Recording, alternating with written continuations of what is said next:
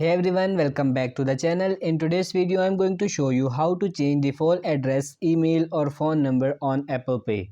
Now, if you have an Apple Pay account and it's keep using say your old shipping address but you want to update it to the current address so that it fills in the right one or vice versa with your phone number or email address, you can always change that. And to do that, let's go to your settings and scroll down, and you have to tap on wallet and Apple Pay here, and then again we'll scroll down to where it says transaction default, and you can see I have a default card, default shipping address, email and phone number. So I can tap on the shipping address here and then just hit enter new shipping address. If I want to have a new shipping address manually entered, or just choose one for my contacts.